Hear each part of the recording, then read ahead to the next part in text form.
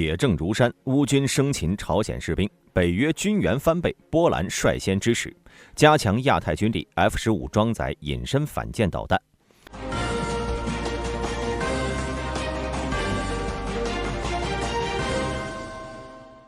2025年1月11号，乌克兰安全局披露，乌克兰军方日前在俄罗斯西部的库尔斯克地区生擒了2名朝鲜士兵。这2名士兵在生擒时均受伤了，现已被送往乌克兰首都基辅接受治疗。根据乌克兰安全局提供的信息，这2名士兵分别是2005年和1999年出生的，分别在2021年和2016年开始服兵役。虽然他们没有掌握英语、俄语或乌克兰语，但乌克兰国家情报机构在韩国通译员的协助下进行了进一步的审查。根据 SBU 的调查，20岁的士兵被确认是一名步兵，他在生擒时持有俄罗斯军队的身份证明文件。该身份证明是在去年秋季朝鲜和俄罗斯联合军演期间由俄罗斯方面发放的。士兵表示自己当时是以参加训练为目的被派遣，而非参与战斗。26岁的士兵则自称是狙击手，因伤势严重无法言语，只能通过书面形式进行询问。乌克兰当局发布了2名士兵在医院接受治疗的画面，显示其中1名士兵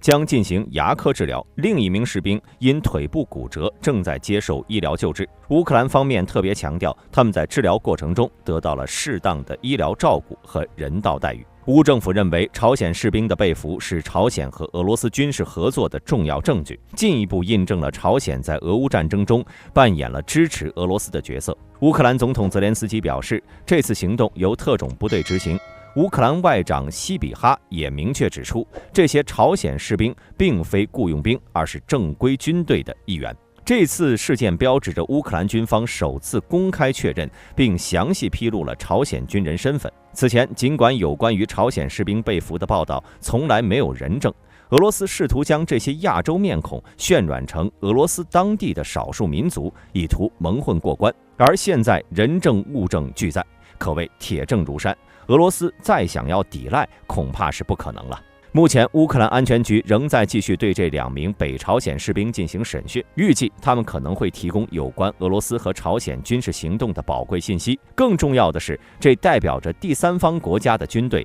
首次插手俄乌战争。正如乌克兰总统泽连斯基在去年10月份在北约组织峰会结束后的讲话，这是通向世界大战的第一步。同时，这件事也可能促使韩国态度的转变。韩国政府曾表示，朝鲜直接派兵援助俄罗斯，对韩国乃至国际社会的安全构成严重威胁。韩国将同国际社会一道，采取一切可用手段予以回应。当时的消息人士透露，作为对朝鲜的回应，韩国也将向乌克兰派遣作战部队。然而，异变突生，随着韩国时任总统尹锡悦的幽默操作，韩国政坛陷入了一片混乱，因此这件事儿被暂时打断了。但随着朝鲜干预俄乌战争成为事实，未来韩国政府状态稳定后，是否会以相同手段进行回击，那还是相当值得期待和关注的。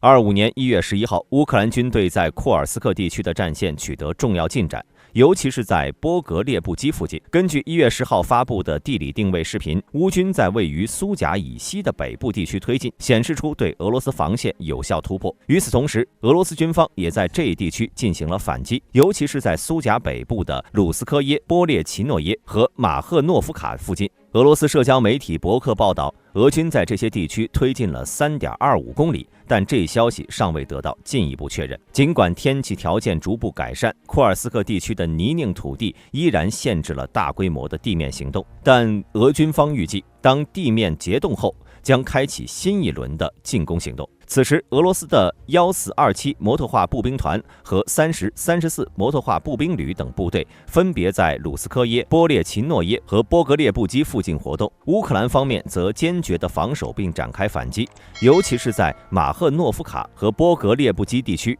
乌军持续对俄军的进攻进行有效抵抗。在赫尔松地区，乌克兰军队加强了对俄罗斯阵地的压制，并在库尔斯克地区对俄军的多个进攻点展开了反击。乌军的兵员和装备在战斗中展现出较强的机动性，尤其是在库尔斯克主战线的北部，乌军通过小规模反击成功夺回了一些关键阵地。乌克兰一名军官表示，俄军近期多方进攻，同时在一些未指明的区域越过了国际边界。虽然这些位置被乌军重新夺回，但显示了俄军的进攻态势并未减弱。随着战斗持续，乌军也加强了反无人机能力的建设。虽然库尔斯克地区的天气状况有利于无人机作战，但地面依然泥泞，导致地面部队的机动性受到影响。乌军表示，他们正在等待气候条件的进一步变化，以便更好地应对俄军可能的进一步进攻。在东部，俄罗斯军队在哈尔科夫和卢甘斯克方向上继续推进。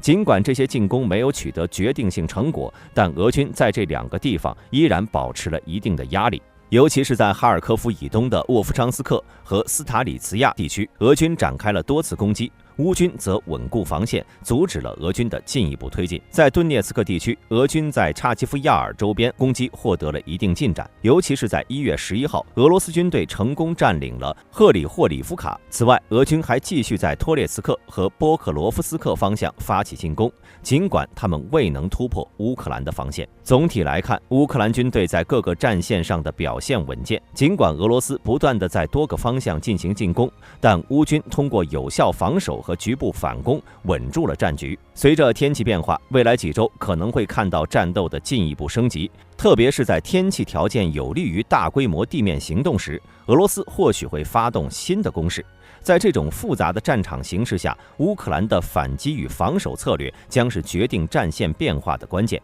即将上任的美国总统特朗普要求北大西洋公约组织成员国将国防预算提高到占至国内生产总值的5%，这一要求给成员国带来了巨大的压力。根据《金融时报》1月12号的报道，目前国防预算占比领先北约各国的波兰成为第一个力挺川普的国家。然而，波兰也指出，其他国家可能需要10年时间才能达到这一目标。波兰今年的国防预算预计占 GDP 的 4.7%， 不仅是北约32国中最高的，距离川普设定的 5% 的目标仅一步之遥了。波兰国防部长科西尼亚克·卡密西表示，波兰有能力迎接川普提出的这一挑战，并在欧洲国家实施这一目标过程中充当跨大西洋桥梁的角色。卡密西坦言，这一新目标对北约成员国而言是一个重要的警钟，但实现这一目标可能需要10年的时间。他表示，我认为川普不应设定一个非常雄心勃勃的目标而受到批评，因为某些国家将会继续争论是否真的需要增加军费支出。在重返白宫之前，川普曾对北约成员国施压，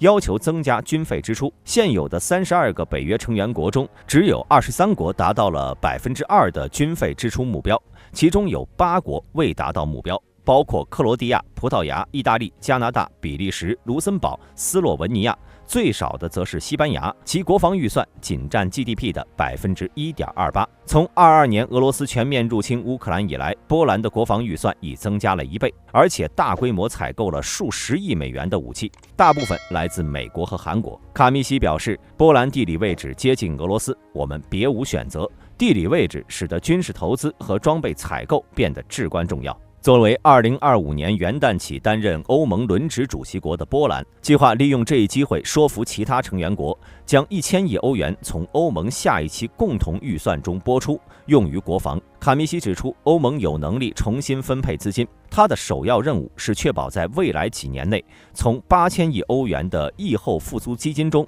重新分出1000亿欧元用于国防。卡密西计划在1月13号在华沙和德国、法国、意大利、英国等国的防长会晤时介绍波兰的构想。他表示，如果我们能够在新冠疫情后实现债务重建，就一定能找到资金来保护自己免受战争的影响。虽然这一观点未必得到所有国家认同，但波兰有不同的看法。我们需要记住，一些欧洲大国的观点并不总是正确的，甚至对俄罗斯来说，他们的观点也是错的。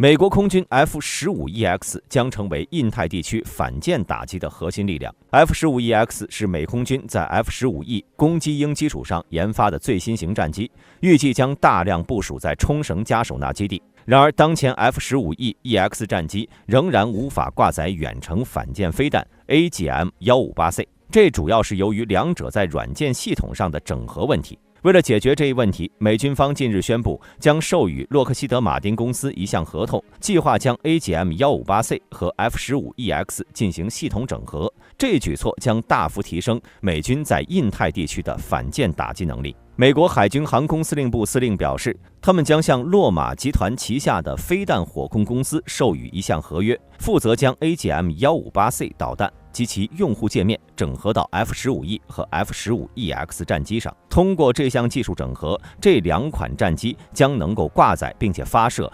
AGM-158C 远程反舰飞弹。Naval 长期负责 AGM-158C 项目的管理工作。根据军文网站的报道 ，F-15EX 此前曾有报告指出，它能够使用 AGM-84鱼叉反舰导弹，但该武器多由美国海军使用，并不在空军战机的常规武器库里。而即使使用鱼叉，其射程和稳定性以及隐身性能依然不及新一代的 AGM-158C。因此 ，F-15EX 作为空军的主力对地攻击机，其反舰能力相对薄弱。虽然 F-15EX 战机能够挂载 JASSM 陆攻巡航导弹，而且 AGM-158C 是基于 AGM-158 开发的，但反舰版本的 AGM-158C 目前只能在 F-35战机、海军的 FA-18 战机以及空军的 B-1 轰炸机上使用。F-15E 目前为止尚且不能搭载。如果美空军的 F-15E 和 F-15EX 战机